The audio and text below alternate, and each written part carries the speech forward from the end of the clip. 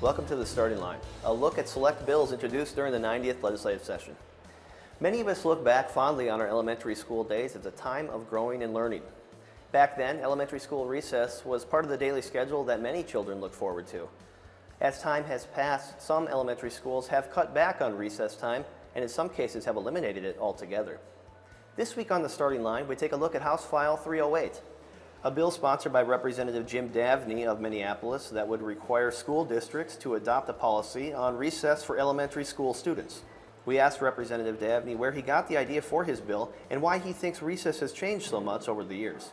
The idea of this bill on school recess came to me actually from parents who brought the idea to me, concerned that they're seeing that their children in public schools today have less recess time than they did as a kid. What the bill simply says is school districts, you have to have a policy around recess. What's in that policy and all of that, that's decided at the local level. We just say you need to have a policy. You need to be thinking about kids in recess. Why do you feel it's important for elementary students to have a daily recess? Well, I think common sense tells us little kids need to get their wiggles out. And if we're looking comprehensively at how kids are going to do in school, their ability to concentrate is a big factor.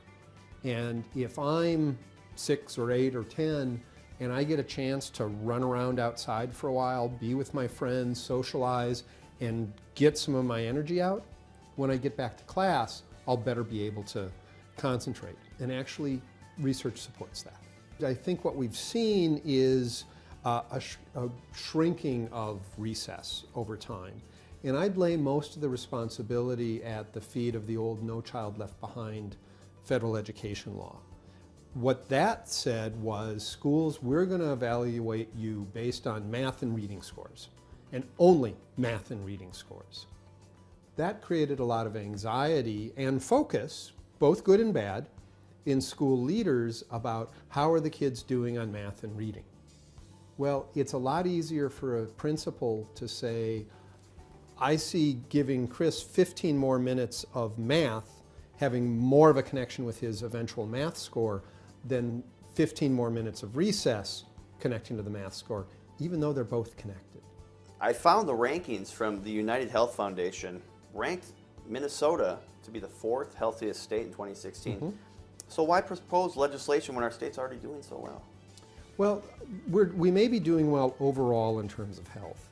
We certainly know there's a lot of concern about children and their health, both in terms of habits that they develop at an early age. If you grow up being active, you're more likely to be active as an adult.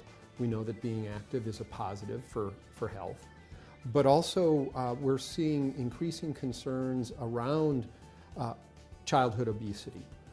We're no longer referring to diabetes as type 1 or type 2 or children's diabetes and later onset, because they're seeing more types of diabetes in young children than we used to see. And obesity and lack of exercise is part of that. You may not be able to participate in elementary school recess anymore, but what do you remember about recess and how do you stay active today? Well, I remember running around on the playground. I remember the slide was big, and there was a kind of merry-go-round thing that was a sailboat at my elementary school, and we would spin around on that as fast as we could. And I remember enjoying it.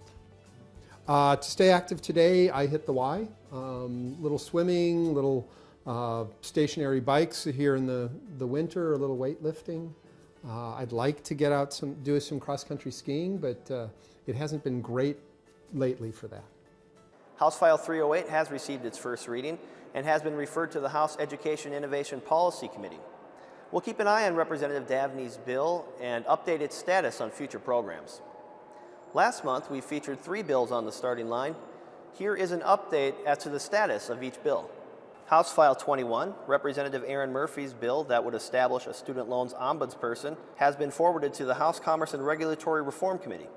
House File 30, the so-called Sunday liquor sales bill, sponsored by Representative Jennifer Loon, was approved by the House Commerce and Regulatory Reform Committee on January 17th and awaits action by the full House. House File 105, the bill sponsored by Representative Jeff Backer that would appropriate money for the Cooper-Samms Volunteer Ambulance Award Program, has been referred to the House Health and Human Services Committee and has yet to be before committee members. You can find out more information on any of the bills that we feature on the starting line by visiting the House website, www.house.mn, and choosing the Bill Search and Status option. Thanks for watching The Starting Line.